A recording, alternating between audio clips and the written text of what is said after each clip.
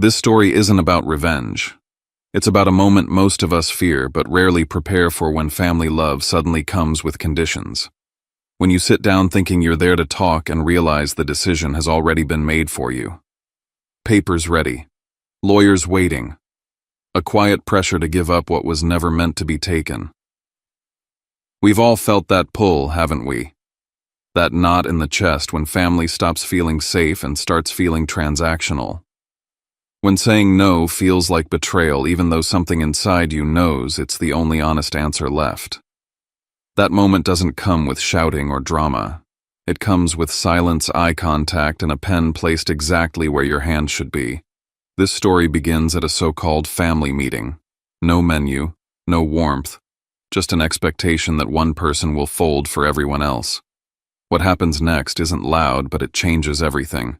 If you've ever wondered where loyalty ends and self-respect begins, stay with us. My name is Ledger Arkwright. I'm 32, and I never thought grief would come with contracts and threats. I'm about to tell you what happened after my dad died, and how the people who share my blood tried to make me sign my future away. But before I do, I want to know you're here with me and listening. Just comment listening, or tell me where you're watching from. Sometimes even the smallest connection can make a story feel heard. Thank you. And now, here's my story, and if you can please hit subscribe. Not because I'm chasing numbers, but because this channel is the only place I can say the truth out loud without being interrupted, twisted, or silenced. If you've ever been pressured by family, or you've ever felt alone inside your own last name, staying with me might help you feel a little less alone too. My mom texted me like it was nothing. Just brunch, just us. Just a chance to talk about what's fair after my dad died. No tension, she promised. I stared at the message with that hollow, stunned part of my chest, still missing its weight, the part that used to be filled by my father being alive in the world. I almost didn't go. Not because I was afraid of a public restaurant, but because I was tired. Tired of her using grief as a doorway into my life again, tired of the way she kept saying family like it was a bill I owed. But the texts had been coming nonstop since the funeral, and I wanted it to end. I wanted to look her in the eye and find out whether she was capable of speaking to me like a mother instead of a negotiator. So I told myself what I always tell myself when something feels off: stay calm, stay polite, stay in public. I'm Ledger Arkwright. I'm 32. I work remote as a security engineer, which means my brain is trained to spot patterns and anomalies before anyone else even notices the blinking red light. And I still walked into that place believing the worst I'd have to endure was awkward small talk over overpriced eggs. South Park was busy and glossy in that particular Charlotte way, like the whole neighborhood was designed to keep you smiling while it emptied your wallet. The restaurant looked like it had been built for business deals, warm wood, soft music servers moving like they'd been trained not to make a sound. A hostess greeted me by name before I even said it, which should have been my first clue that my mother had done more than make a reservation. She led me past couples leaning over menus, past a group laughing too loudly at a corner table, and then deeper into the back where the sound softened and the air felt cooler. We stopped at a frosted glass door with a neat little sign that said, "Private." My throat tightened before she even touched the handle. When the door opened, the light hit me wrong, too bright, too clean, the kind of lighting that shows every imperfection and makes you feel like you're being inspected. The table inside wasn't set for brunch. There were no menus, no plates, no folded napkins. Just evenly spaced water glasses like a board meeting, and right in the center a thick stack of paperwork clipped into a perfect rectangle. On the top page in bold was my name. Next to it sat a pen lined up precisely for a right hand, like someone had staged the moment my signature would become inevitable. I didn't even have time to process that before I noticed him, a man in a suit, already seated, laptop open, eyes on me instead of a menu. His hand rested on the trackpad like he'd been waiting to start a presentation. My mom sat at the head of the table, posture, straight black blouse hair done like she was filming a day in my life reel. Bo sat beside her blazer that fit like confident smile, polite, but empty.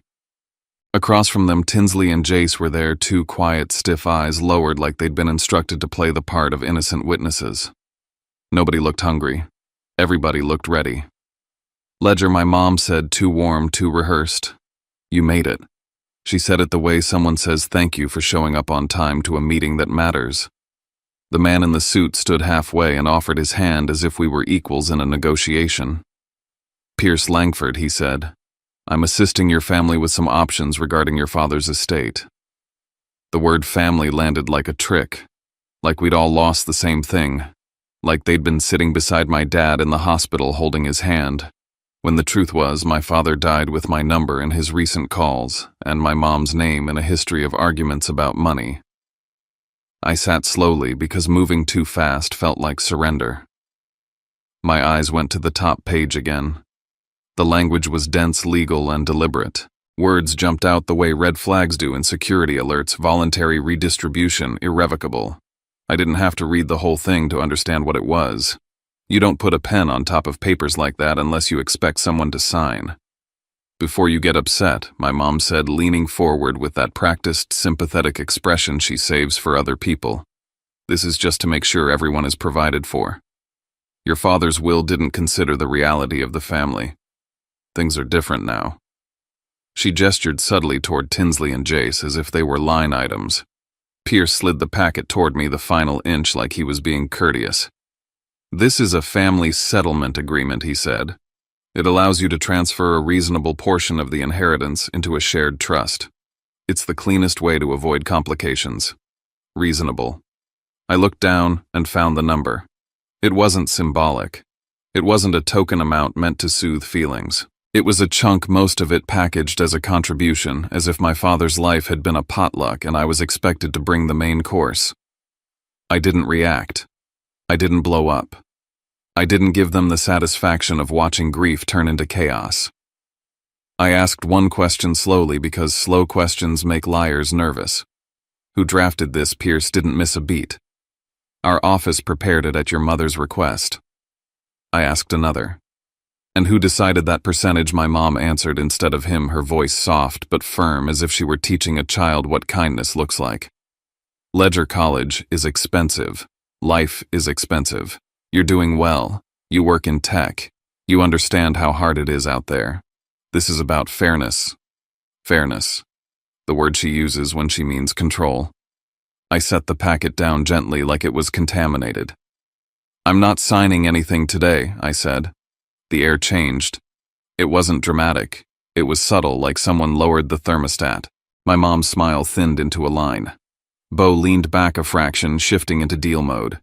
Pierce's voice changed to still calm but sharper at the edges. Then we may be forced into a more complicated process, he said. Contesting delays legal fees. Court records are public.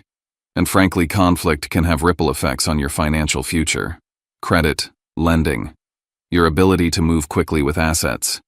We're trying to avoid that. My mom watched me like she was waiting for me to flinch at the word credit.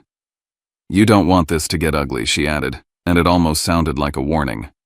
I'm giving you a chance to show you care about this family. That sentence hit harder than the threats because it was the same sentence she'd used my whole life whenever I didn't do what made her look good. Think about the family. Translate it. Think about my image, my comfort, my new life, and how your boundaries inconvenience me. I looked around that table, my mother at the head like a judge, Bo measuring my reactions, Pierce ready to bill by the hour, Tinsley staring at the tablecloth like she'd been told not to engage, Jace pretending he was bored, but I could see the tension in his jaw. They weren't here for conversation. They were here to surround me until I felt small enough to sign. My heart was pounding, but my voice came out level. I didn't argue. I didn't explain. I did what my job trained me to do when a system is under attack. I counted the threats. I let my gaze move slow and deliberate, like I was counting place settings. 4, I said. My mom frowned.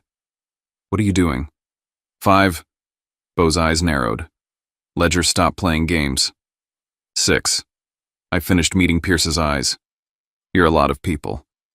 The room went quiet in that way it gets when no one knows what the next move is. And that was the moment I took the rhythm back.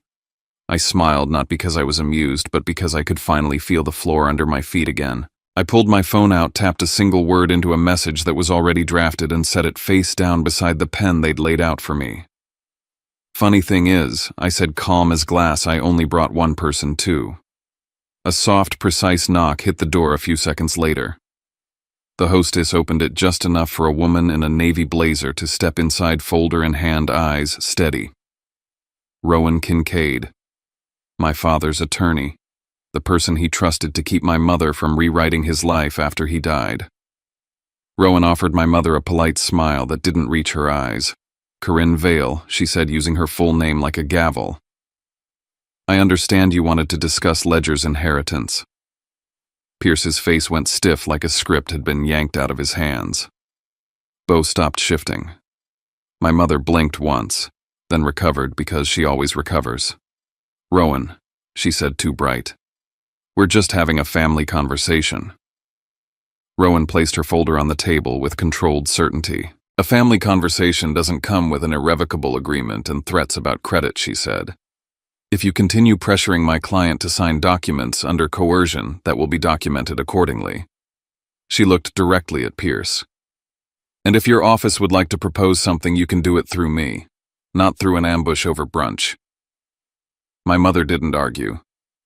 Not because she agreed, but because she understood the math of the room had changed.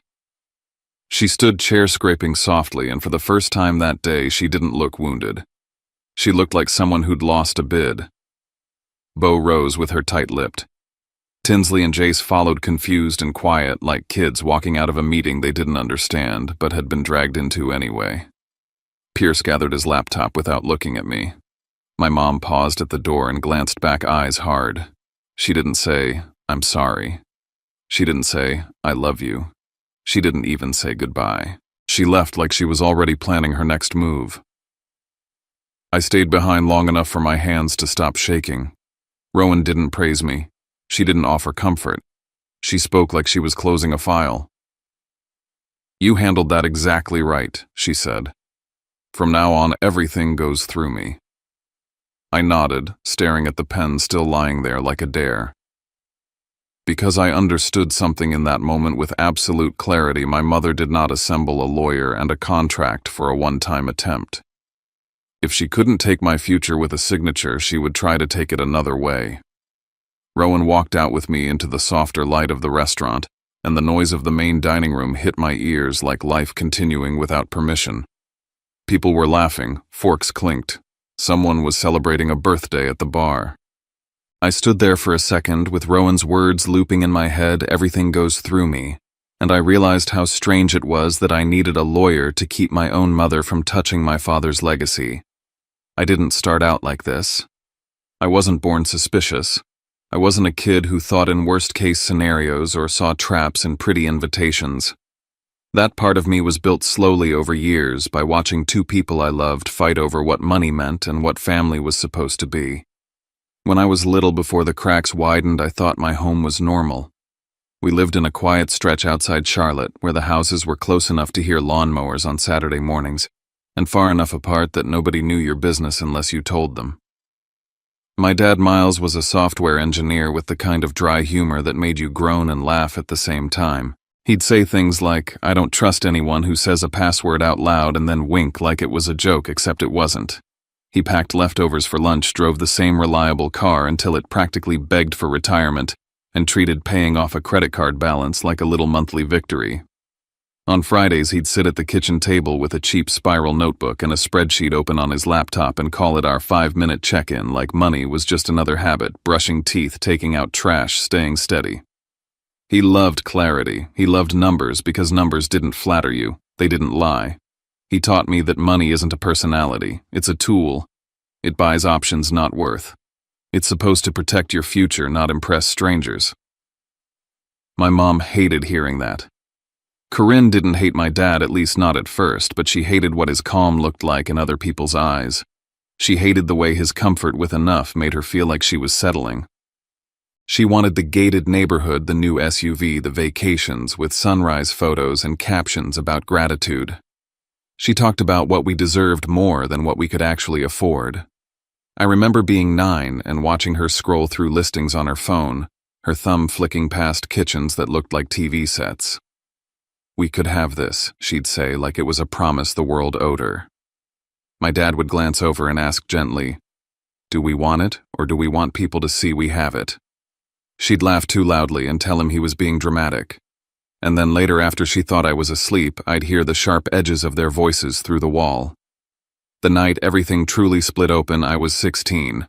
It wasn't a screaming match. It was worse, quiet, tense final.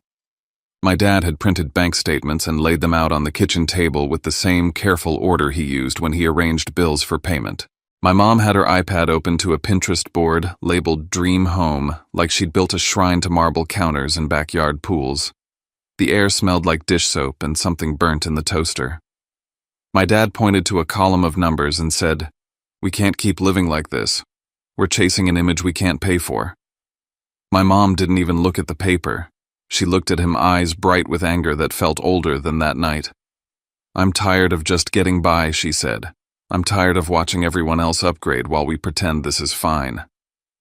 My dad leaned back in his chair, exhausted in a way I'd never seen before, and said, "I'm tired of pretending we're rich when we're not. I'm tired of debt. I'm tired of spending tomorrow's piece for today's photo." My mom's voice turned colder. "So what, we're supposed to live small forever because you're scared?" And my dad said the line that stuck to me like a tattoo. "I'm not scared. I'm responsible." That argument wasn't about money. Not really. It was about values. It was about whether truth mattered when no one else was watching. It was about whether love was supposed to feel like pressure. A few months later, they divorced. My mom moved fast, like she'd been holding her breath, and finally got permission to exhale. She left the house and the neighborhood behind with a kind of efficiency that made it feel like I'd been living in a place she never intended to stay. I went with my dad. Not because I hated my mom, but because with him life felt honest. He rented a townhouse near Lake Norman where you could hear the wind move through the trees at night. It wasn't fancy, it didn't photograph well, but it felt like a home where your worth wasn't measured in upgrades. On Fridays, he let me choose dinner, sometimes pizza, sometimes takeout. Then we'd eat on the couch and watch something dumb on Netflix. He'd pause the show to explain things like a teacher who never made you feel stupid. "This is why we pay interest," he'd say, tapping his phone. "This is why credit scores matter. This is why you never sign something you didn't read, and you never raid something when someone is rushing you." He never turned me into his ally against my mother. He never asked me to pick sides emotionally. He just gave me tools. He taught me that boundaries aren't cruelty, they're protection. He'd sit on the edge of my bed sometimes when I couldn't sleep and tell me, "You don't owe anyone your future just because they share your last name."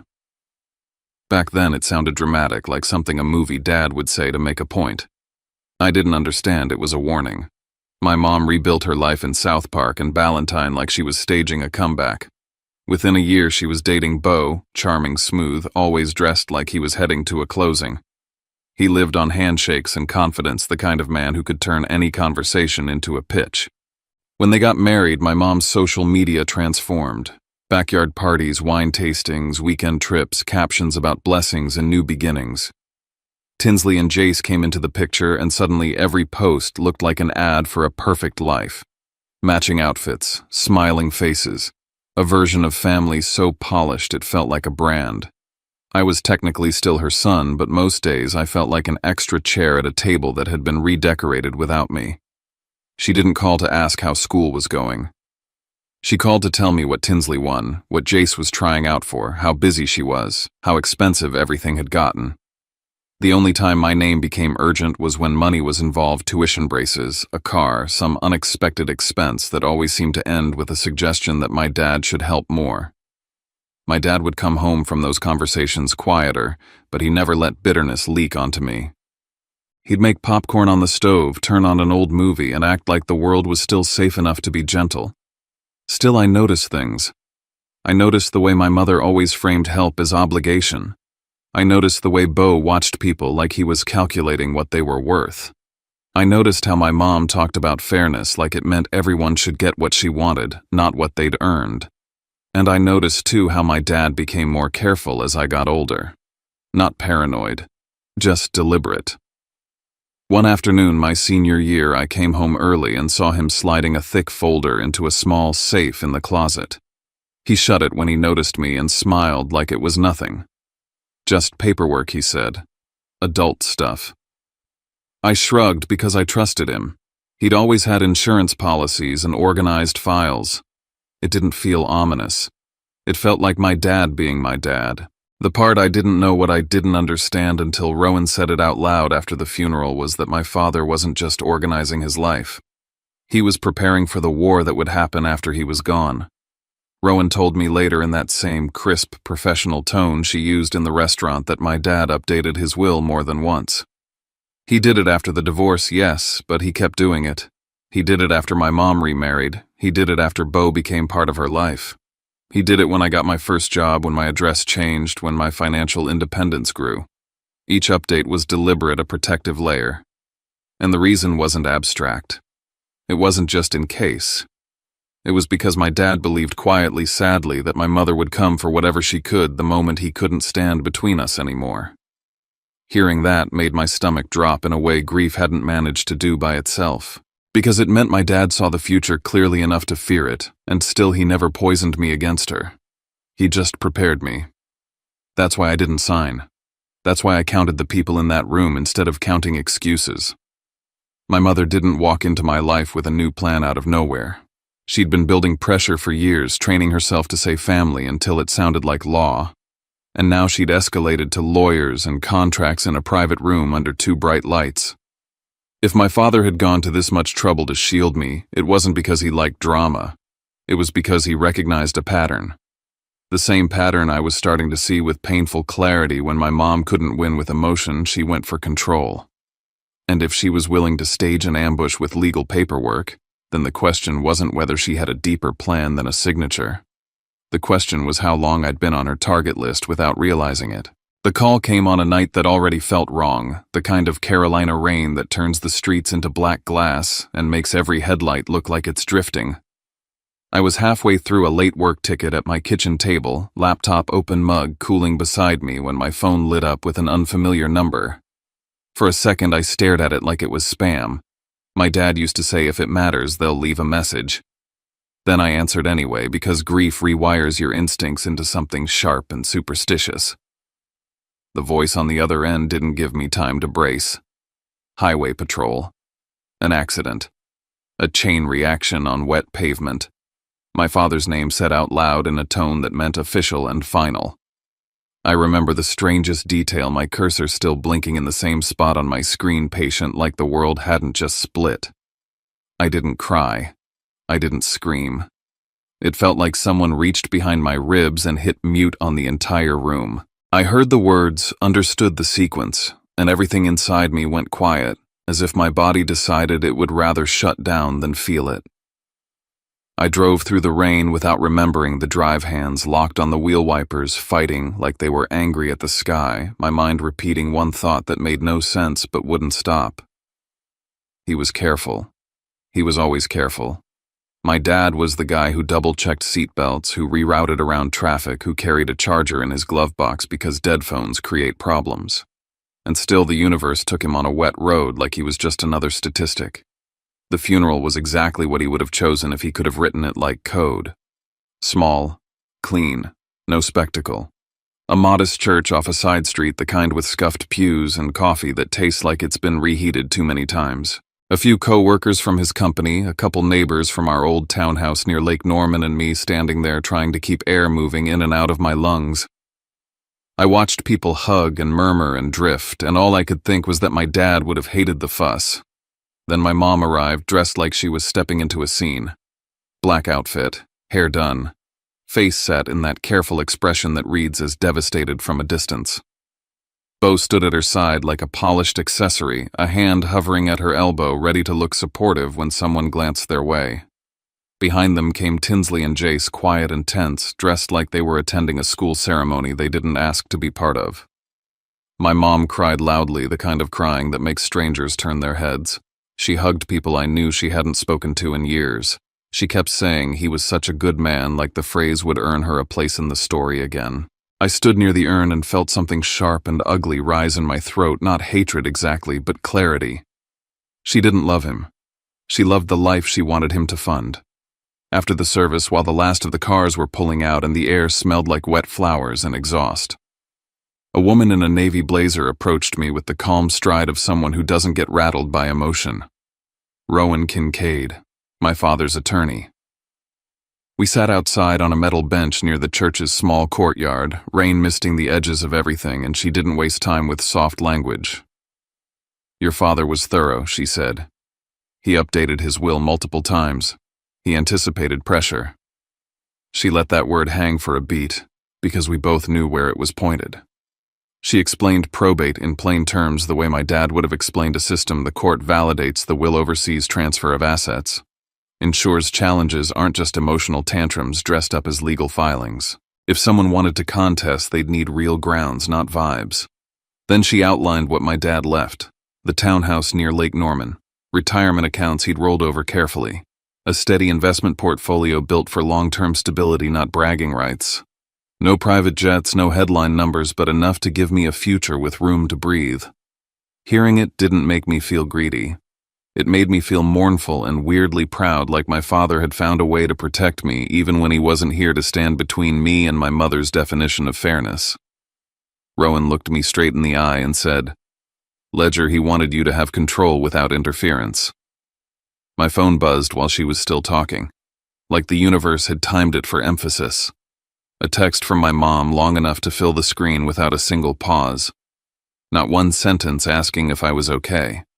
Not one line acknowledging that I'd just buried the man who raised me. It was all logistics and morality wrapped together like a rope. "We need to talk like adults. Your father would want you to think about the family. We should handle his estate fairly." And then the line that made my stomach drop because it wasn't subtle at all. "Do you have a rough idea of what he left you?" I stared at it, thumb hovering, feeling my grief being measured like square footage. She was pricing my dad's absence. Rowan watched my face change and didn't even ask. She'd seen it before. I answered my mom politely anyway, because a part of me still clung to the fantasy that she might remember how to be my mother if I gave her enough room.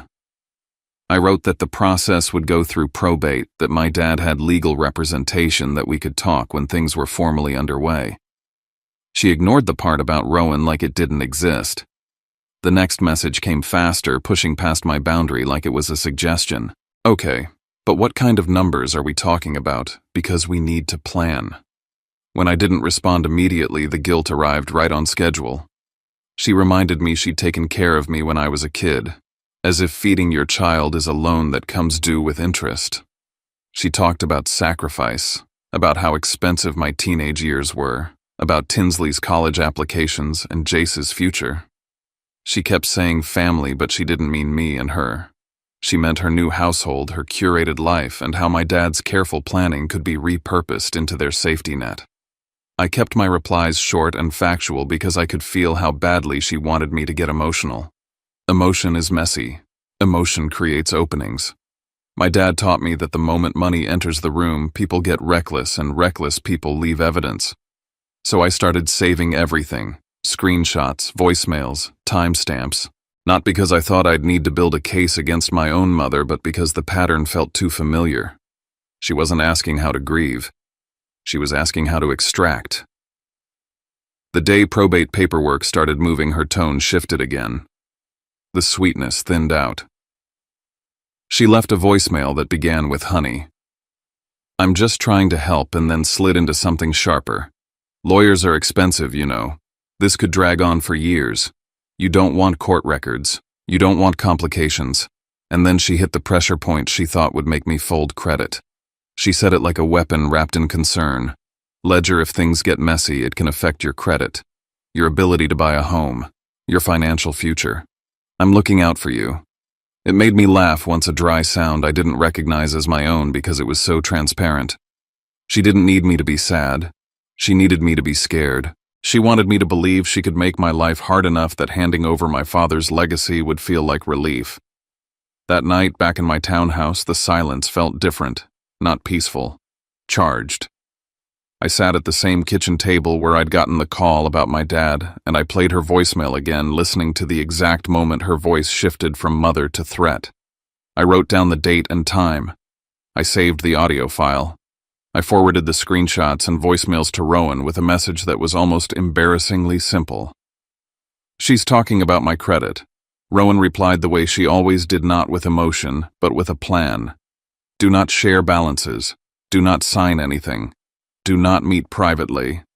If she wants to challenge anything, she can do it through formal channels. If she tries to pressure you outside of that document, and send it to me."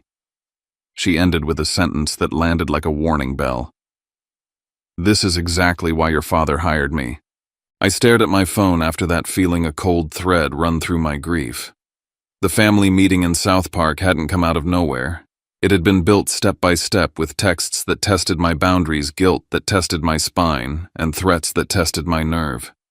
If my mother was willing to talk about credit and complications before the ink on probate paperwork was even dry, then her plan was never just conversation. It was leverage. And if she couldn't get my signature, I couldn't stop thinking about what else she might try to get her hands on what my dad had put in my name. By the time I left that private room in South Park, the city looked too normal to match what had just happened. People were crossing the street with shopping bags. A valet jogged past with someone's keys. The sky was bright and indifferent. I sat in my car for a long moment with my hands on the steering wheel, feeling the delayed tremor in my fingers, not because I regretted saying no, but because I realized how cleanly my mother had staged it. The lighting, the paper stack, the pen angled for my right hand.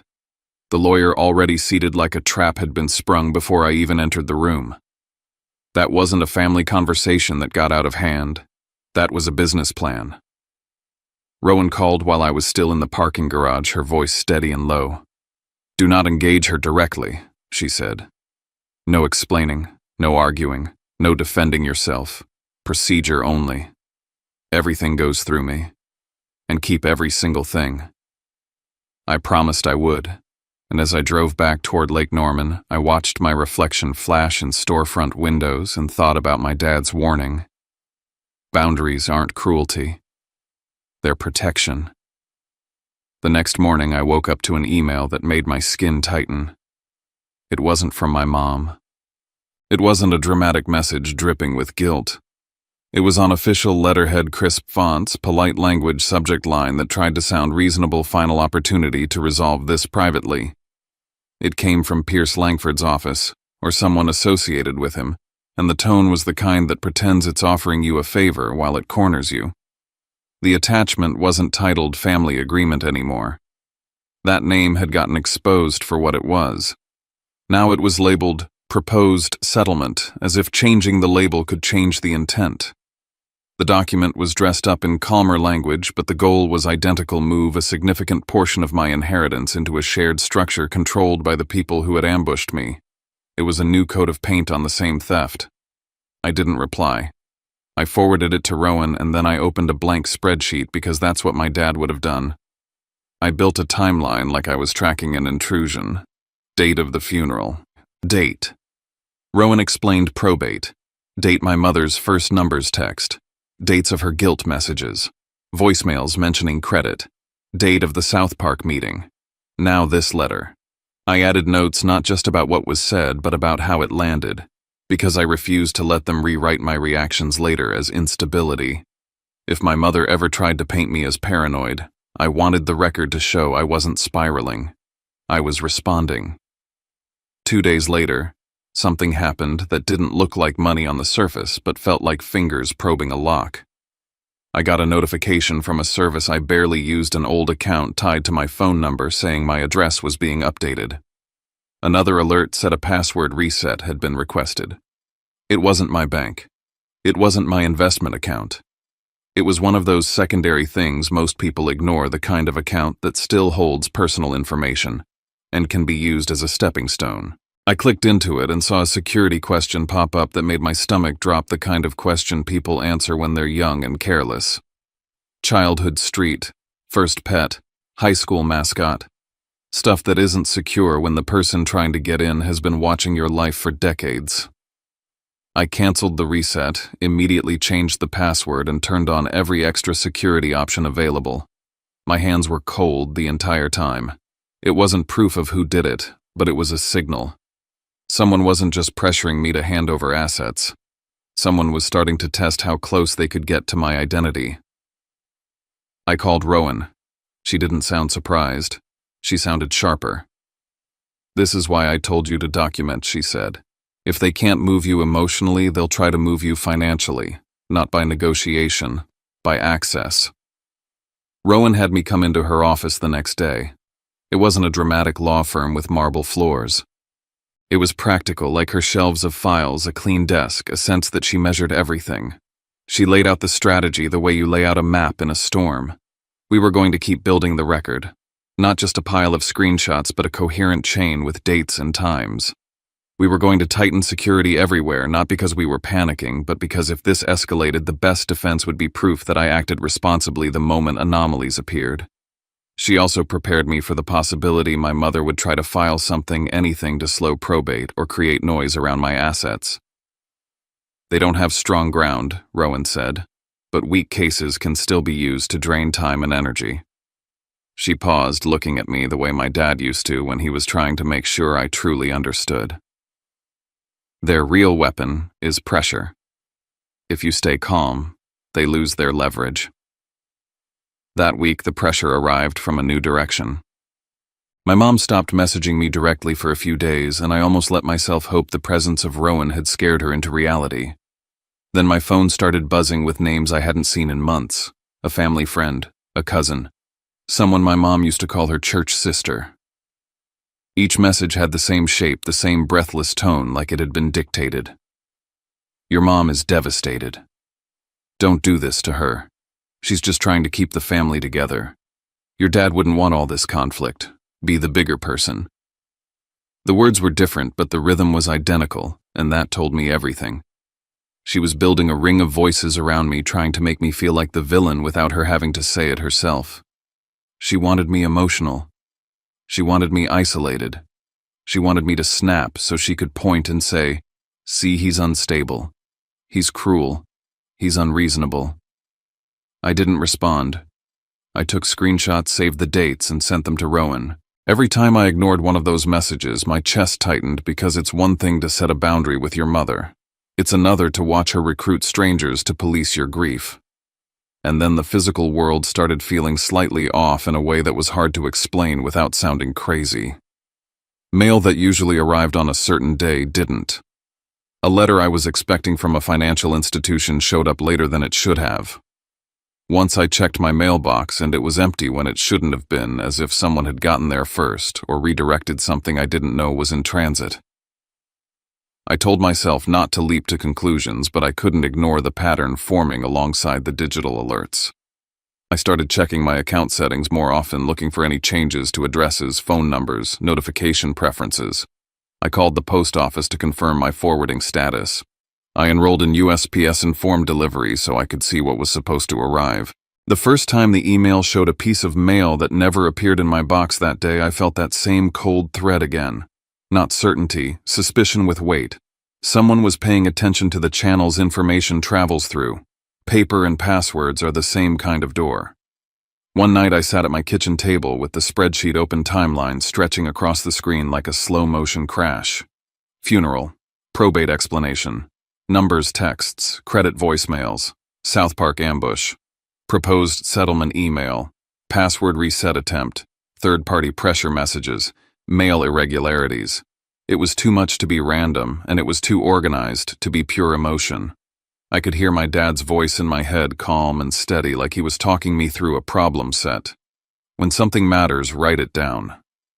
When someone wants to control you, they'll try to rush you. Don't rush. I called Rowan and told her I was done, merely dodging. "I'm not going to argue with her," I said, "but I'm not going to be blind either." There was a pause, and then Rowan said, "Good." Then we moved from reacting to capturing. She told me to record anything unusual the moment it happened. Save logs, save headers, save the exact time. If they're going to keep testing the locks, she said, we're going to make sure the testing leaves fingerprints. When I hung up, the house was quiet in a way that felt like the moment before a storm breaks. I walked through the townhouse and checked the doors twice, even though I knew they were locked. I stood by the window and looked out at the streetlights reflecting on wet pavement, thinking about how quickly my life had turned into a security problem I didn't ask for. My mother had tried to take my future with a pen in a private room. She'd failed. And now she was moving like someone who didn't believe no meant no. I went back to my laptop and tightened every setting I could find because I couldn't stop hearing Rowan's warning in the back of my mind. If they can't get your signature, they may try to get your access. And the moment that happens, it stops being a family fight and becomes something else entirely. The quiet that followed the South Park meeting felt almost convincing at first. For 3 days, my phone stayed clean. No long guilt-soaked texts, no voicemails with that sugary tone hiding a blade. No third-party concerned relatives telling me to be the bigger person. The silence didn't feel like peace, though. It felt like the moment a predator stops moving so you'll stop watching. I tried to live normally inside it anyway. I answered Slack messages, pushed code, joined stand-ups, ate dinner standing at the kitchen counter because sitting down at the table still made my chest tighten. I told myself maybe the presence of Rowan had finally forced my mom to accept reality. Maybe she'd realized the law wasn't something she could talk around. Maybe she'd decided the risk wasn't worth it. Then the doubt crept in, not because I was naive, but because grief makes you desperate for any version of normal. I started wondering if I'd overreacted, if I'd turned a messy family conversation into a war because I'd been raw. That's the hole they want you to fall into.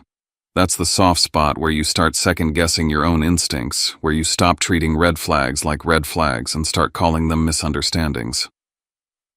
The email hit on a Tuesday night a little after 10, right when the house was at its quietest and my brain was at its most vulnerable. It looked exactly like the kind of message my bank sends when there's urgent account activity. Same logo, same color palette, same clean font. Same subject line structure that made my eyes skim without thinking, action required, verify your account to avoid restrictions. My stomach tightened as if the words themselves could reach through the screen. The body text was short and neat, which made it more believable. It said my account required verification due to unusual activity. It said access could be limited if I didn't confirm within 24 hours. It included a big button that read, "Secure your account now." The language was calm, professional, almost helpful. It also hid every fear my mother had been planting for weeks. Complications, access, credit, future. I hovered over the button with my cursor, and for half a second I felt the urge to click just to make the anxiety stop. That's how these things work. They don't lure you with greed. They push you with panic. Something in me resisted at the last moment, not heroism, just training. I'm a security engineer. My entire job is refusing to trust what looks familiar. I moved the cursor off the button and hovered over the link. The URL popped up at the bottom of my screen and it was close. Too close. A domain that looked right at a glance but wasn't quite right if you stared at it like it was a suspicious log entry. One character off. One tiny deviation that most people would never notice. My skin went cold. This wasn't a random spam blast. This wasn't some overseas scammer guessing. Someone knew my bank. Someone knew my timing. Someone knew I'd been on edge about access and verification and financial complications. Someone had built a message designed for me. I didn't click. I didn't forward it to Rowan yet. First, I called my bank using the number on the back of my card, the number my dad drilled into me to use when anything smelled off. The representative picked up with a voice that sounded tired in that way. Customer service voices always do. And I kept my tone calm because calm gets you taken seriously. I asked if they'd sent an action-required email. I asked if there were any security alerts on my account. The rep paused, typed, and said, "We did not send an email like that." Then almost as an afterthought, she added, "But I do see a failed login attempt earlier today from an unrecognized device." My mouth went dry. "Earlier today," I repeated. She confirmed the time. My eyes went back to the email's timestamp. The message wasn't the beginning, it was a follow-up. Whoever did this had already tried the front door. When it didn't open, they sent a fake key and hoped I'd hand it to them myself. The rep walked me through immediate lockdown steps, and I did everything with the sharp focus of someone disarming a bomb. Reset password. Enable stronger two-factor authentication. Review recent devices. Terminate active sessions. Add an extra verbal passcode to my account so no one could call in and charm their way through a reset. I asked her to note the incident in the account record. I asked for confirmation numbers. I wrote everything down with timestamps because this wasn't just about security anymore. This was about building a trail that couldn't be argued with. When the call ended, I sat in the dark kitchen for a moment, listening to the refrigerator hum, feeling the slow realization settle into my bones. My mother and Beau didn't need to win a legal argument if they could get into the accounts and move money before anyone could stop them. Paperwork was one route. Access was another. I went into full barricade mode the way my dad trained me to, except now I wasn't protecting myself from strangers. I was protecting myself from the people who knew my childhood street name and my first pet, and the answers I'd put into security questions back when I didn't understand that familiarity is ammunition. I changed passwords across everything that mattered: email, banking, investment platforms, retirement logins, phone carrier, even the small accounts that could be used as stepping stones. Every password became long, unique, and built to be useless to anyone who knows me. I updated recovery emails and phone numbers. I replaced security question answers with nonsense strings that had nothing to do with my actual life. I turned on account alerts for every transaction, every login, every profile change. Then I froze my credit with the bureaus and set fraud alerts so no one could open new lines in my name without me knowing. While I worked, I documented every step, the exact time I changed each password, the confirmation screens, the reference numbers. I wasn't just locking doors, I was proving I locked them. Right when I finished the last credit freeze, my phone rang. An unknown number. The timing felt too perfect, like a hand waiting just outside a door. I let it go to voicemail, but it called again immediately. I answered on the second ring, keeping my voice flat. A man introduced himself as account security support and said he was calling to help me resolve unusual activity. The voice was smooth, rehearsed, confident in that way scammers always are. Then he said my full name. Then he said an old address I hadn't used in years. Then, as if to prove he was legitimate, he referenced my father by name like the information itself was a badge.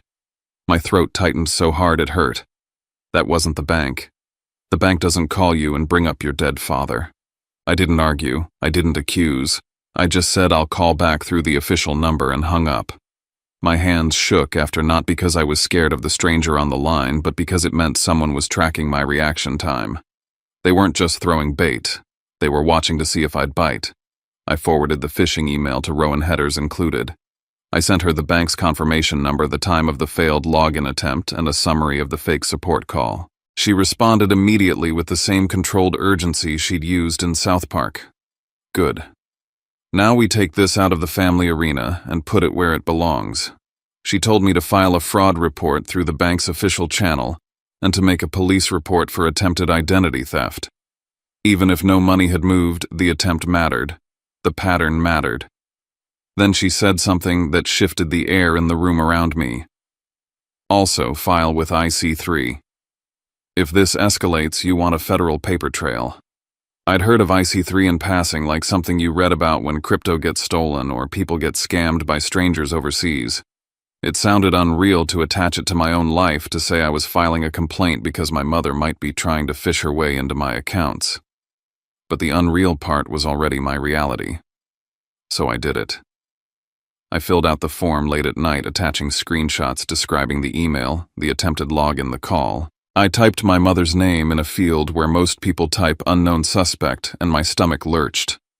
Once the reports were submitted, once the bank had logged the incident and the police had taken an initial statement, I sat back and realized something else with a sudden sharp clarity. The online doors weren't the only doors. My mailbox was a door. My front entry was a door. Any piece of mail with a code, any envelope with account info, any official probate document could be used as leverage. And I'd already noticed irregularities. That meant the physical world was part of this now. I ordered a Ring doorbell camera and a small security camera angled toward the mailboxes in the street. It felt dramatic, like something people do after a break-in, not after a family dispute. But this wasn't a dispute. This was someone trying to become me long enough to take what my dad left. When the boxes arrived, bright cardboard and cheerful branding, it almost made me angry how normal the packaging looked. Like security was a lifestyle accessory.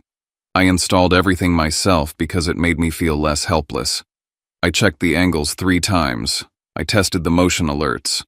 I watched the feed on my phone until I could see the mailbox area clearly, the curb, the stretch of road where a car could idle unnoticed. That night, I couldn't sleep. My body was exhausted, but my mind kept replaying the hovering moment over that "Secure Your Account Now" button. How close I'd been to handing them the key. I opened my laptop and posted an anonymized version of what was happening on a legal and personal finance forum. I changed names and locations, but I told the truth about the private room ambush, the pressure about credit, the phishing email, the failed login. The responses flooded in faster than I expected. People told me to stop thinking of it as family drama. People told me to keep everything in writing, to never meet alone, to treat it like an ongoing attempt at fraud. A few admitted they'd lived through the same thing when a parent died and money surfaced like blood and water. Reading strangers confirm what my gut already knew did something important to me. It snapped the last strand of doubt. I wasn't overreacting. I was reacting accurately. By the time I finally lay down, the cameras were installed, my accounts were locked down, my credit frozen, my reports filed, and my evidence folder organized like a case file. I stood at my window one last time, watching the streetlights shimmer on damp pavement, and whispered something that wasn't a prayer but sounded like one. If they come back, I'll see it. I didn't know how literal that would become. I didn't know they wouldn't come back alone. I didn't know they would show up together on an ordinary weekday at an ordinary hour and line up in real time with a bank notification like the world's ugliest synchronization. 2 weeks passed with nothing but normal alerts. Amazon packages, a neighbor walking their dog, the mail carrier pausing too long at the cluster of boxes, the kind of motion notifications that make you roll your eyes and then forget about them. My life started to reassemble itself into routines again. Stand-ups in the morning, quiet work blocks, a quick lunch eaten at my desk. I almost let myself believe the cameras were just another layer of protection I'd never have to rely on. The day everything snapped into place, I was in a Zoom stand-up with my team, listening to someone talk about a sprint deadline like the concept of deadlines still mattered more than grief and betrayal. My microphone was muted. My camera was on. I nodded at the right moments, playing the role of normal, because pretending to be normal is how you survive in the middle of chaos. Then my phone buzzed with a ring alert, motion detected. The thumbnail flashed on the screen and my stomach dropped before my brain fully caught up. A familiar shape. A vehicle I'd seen at my mother's house more times than I could count. Beau's SUV parked in a way that wasn't casual. Not pulled up to drop someone off. Not cruising past. Stopped. Idling. My pulse jumped so hard it felt like it hit my throat. I clicked the alert and turned my Zoom camera off, with one hand mumbling something about connection issues while my other hand opened the live feed. The angle from the street camera showed Beau in the driver's seat, laptop open on his knees, the glow throwing pale blue light across his face. He wasn't looking at his phone. He wasn't checking directions. He was working. His fingers moved with the specific rhythm of someone typing deliberately, not scrolling. A second alert hit before I could even breathe. Motion detected near mailbox. I switched feeds and there she was. My mother. Standing by the mailbox cluster with her phone pressed to her ear, head turning slightly as if she were scanning for witnesses. She didn't walk toward my front door. She didn't ring the bell. She didn't wave at the camera even if she saw it. She stayed in that narrow space between plausible and suspicious, between just checking something and trying to take something. The scene felt unreal, like I was watching a show where the main character doesn't realize the villains are family. My chest tightened so hard I had to consciously pull in air. Then my banking app lit up with a push notification that made the entire situation lock into place like a snapped chain. Unrecognized device attempting to access your account. For a moment, the world narrowed to 3 images that didn't belong together and yet fit perfectly. My mother at the mailbox, Beau with a laptop in his idling SUV, and my bank telling me someone was trying to become me. I didn't move. I didn't run outside. I didn't confront them. My father didn't raise me to start shouting when I had a chance to collect proof. I hit screen record on my phone and let it run. I captured the live video feed. I captured the bank notification. I captured the time in the corner of the camera view. My hands were steady in a way that surprised me, like the part of me that usually shakes when things get emotional had stepped aside for the part that knows how evidence works. While the recording ran, I logged into my bank website through my secure device and pulled the access logs. There it was, stamped in cold, boring text: failed login attempt, unrecognized device time, and IP information. I refreshed once and watched the log update like a heartbeat. I glanced back at the live camera feed and watched Bo's head tilt slightly as if he'd just received some feedback on his screen. My mother shifted her weight by the mailbox, still talking into her phone, still scanning around. The alignment was so clean it made me feel sick. This wasn't speculation. This wasn't paranoia. This was coordination happening in daylight. I didn't stop recording until my mother finally walked away from the mailboxes and Bo's SUV rolled forward and disappeared around the corner. Only then did I realize my Zoom call was still open. I rejoined with my mic muted and stared at the screen while my coworkers talked about bugs and deliverables, my face numb, my body vibrating with adrenaline. When the stand-up ended, I didn't even close my laptop right away. I sat there and watched the saved clip replay, listening to the faint outdoor audio from the camera, watching my mother's small movements, watching Bo's posture, watching the timestamps tick. I pulled up the bank log again and compared the times side by side. Minute by minute it matched. So closely it stopped being coincidence and became the only thing that mattered. They had tried to access my account while they were physically outside my home, positioned to intercept mail or confirm details or simply keep pressure on me while the digital attempt happened. They could cry in court. They could say misunderstanding. They could say family. None of it changes a timestamp. I emailed Rowan everything in one message: the video files, the screenshots, the bank logs, the time comparison. I expected a text back. I expected a calm instruction. Instead, my phone rang within a minute. Rowan's voice was sharper than I'd ever heard it. Not panicked, not emotional, just edged with the kind of certainty that comes when a line has been crossed. "Ledger," she said, "this is attempted identity theft. This is not an inheritance disagreement anymore." I swallowed hard, staring at the dark camera feed as if my mother might reappear. Rowan kept going, brisk and precise. She told me to file a supplemental police report immediately. She told me to update the IC3 complaint with the new evidence. She told me to request written confirmation from the bank's fraud department about the attempted access and the spoofed communication pattern. "You have what we needed," she said.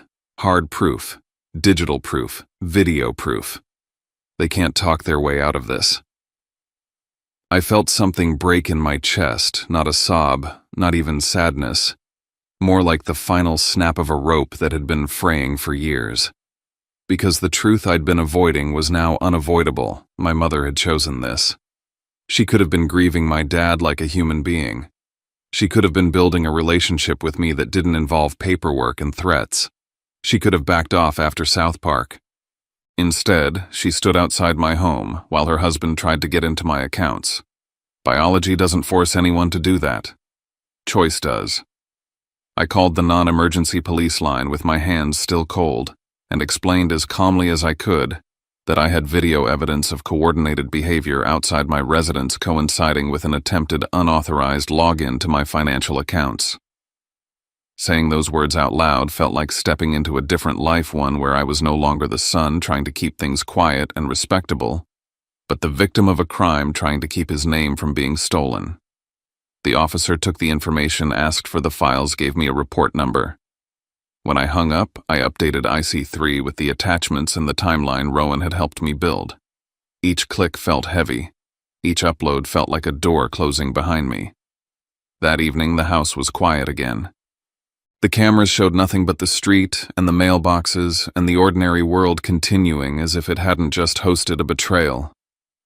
I sat at my kitchen table and watched the live feed anyway, not because I expected them to come back immediately, but because I needed to feel like I had eyes on my own life. I thought about the private room in South Park, the pen angled for my hand, my mother's voice warning about credit, The phishing email that looked exactly like the bank. The fake support call that knew my father's name, and now this, my mother, at the mailbox while Bo typed. It wasn't a series of separate incidents. It was a single plan unfolding across different doors. Paper, emotion, social pressure, digital access, physical proximity. And now the plan had collided with evidence. Rowan called once more before the night ended, her tone back to controlled but firm. She said we were going to pursue a protective order. She said we were going to coordinate with the bank's legal and fraud teams. She said if prosecutors wanted to move forward, we would be ready. Next time, she told me, you're not going to watch them through a camera. You're going to watch them explain themselves under oath. I stared at the dark window over my sink, at my own reflection, faintly layered over the quiet street outside, and I understood something that made my stomach twist and my spine straighten at the same time. This was no longer a family problem that could be handled with boundaries and silence. This was a case. And the next stage of my life was going to be lit by courtroom lights, where every word for the family would have to stand beside a timestamp that didn't care who gave birth to me. I thought I was ready for the courthouse because I'd already lived the worst parts in private. I was wrong. The Mecklenburg County Courthouse in uptown Charlotte has a way of shrinking you the moment you walk in. Dark wood everywhere. The air heavy, like it's holding every story it has ever heard. I arrived early, coffee already cold in my hand, my body doing that quiet shake you get when adrenaline has nowhere to go. I sat beside Rowan at the plaintiff's table and stared at the blank screen mounted on the wall. I knew what would play there. I just hadn't prepared myself for the fact that my life was about to run like a presentation, one timestamp at a time, and that the people who raised me would be sitting a few feet away pretending this was all a misunderstanding. My mother came in with a different lawyer than the one who'd waited for me in that glass-walled room in South Park. Older, grayer. Someone with the look of credibility she thought might calm the room. Bo followed shoulders, tight eyes already scanning exits like he was back in sales mode, calculating losses. When we all stood for the judge, my legs felt hollow, but I stayed upright. I kept hearing my father's voice in my head, steady as ever, facts, don't flinch. The defense opened first, and they didn't go where I expected. They didn't deny the emails. They didn't deny the logs. Instead, they talked about me, about grief, about how losing a parent can destabilize a person. They painted me as a son consumed by resentment from an old divorce, a man projecting hostility onto a mother who only wanted to help. They implied I'd connected unrelated dots because I wanted someone to blame. I felt my jaw tighten, not because the words hurt, but because I recognized the strategy. They weren't trying to win on evidence. They were trying to win on how I felt to the room. If they could make me look volatile, they could make every timestamp feel suspicious by association. Rowan stood and didn't raise her voice. She didn't argue emotion with emotion. She asked the court to focus on a timeline. Dates. Times. Actions.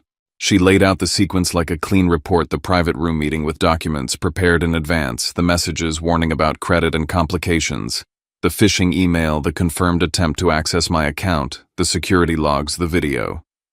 Grief does not generate IP addresses, she said calmly. Grief does not create spoofed domains. Grief does not produce synchronized physical presence and digital access attempts. She asked the court to look at the screen. The bank's fraud specialist testified next, and his tone was clinical in a way that cut through everything. He explained the failed login attempts, the device mismatched the IP data. He confirmed in writing that the email I'd received did not originate from the bank's system and that the domain was intentionally designed to mimic theirs. He explained how phishing works, how it preys on stress, how it escalates after initial access attempts fail. Listening to him was surreal. This was my life he was describing, but he talked about it like a math problem with one correct answer. When the defense tried to frame the email as coincidence, he shut it down with a single sentence. This was targeted. Then the video played. First, the mailbox feed. My mother on the screen phone, to her ear, eyes darting like she was waiting for a cue. Then the street angle cut in Bo in his SUV with a laptop open, blue light painting his face.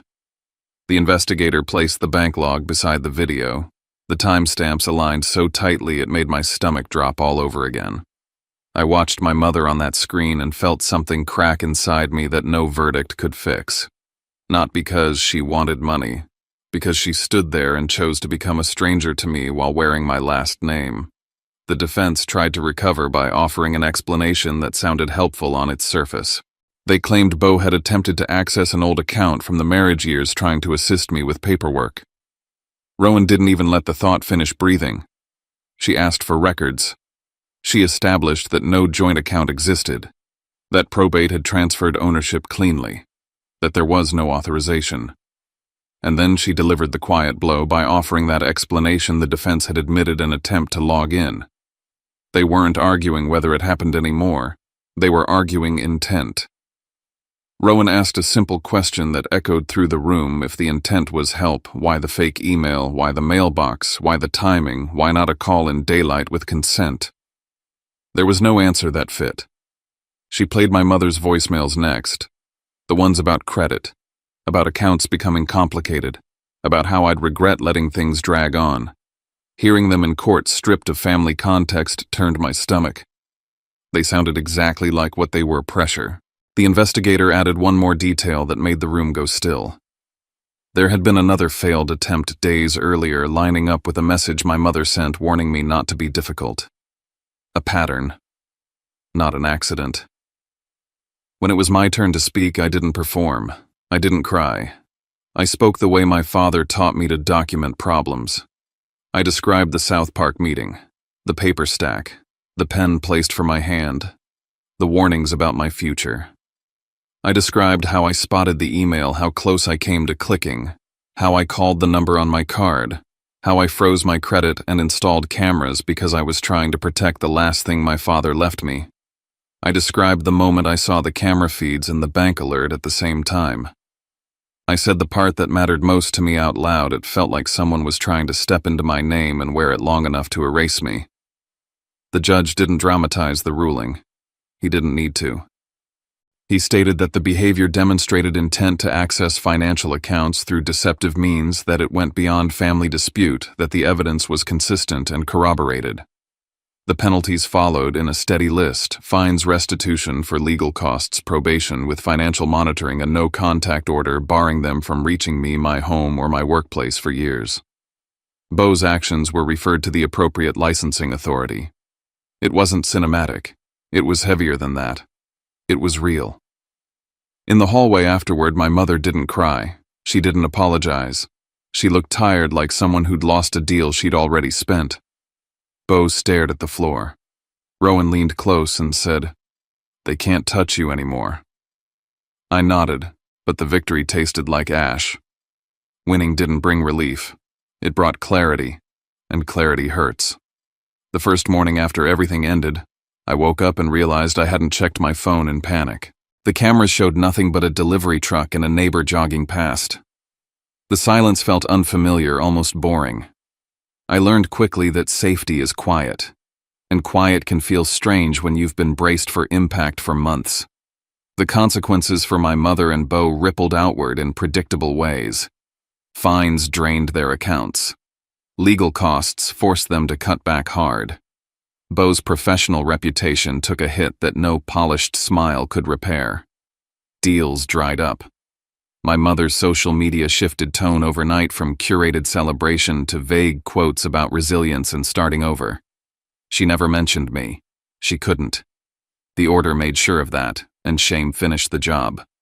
I met Rowan not to defend anymore, but to build.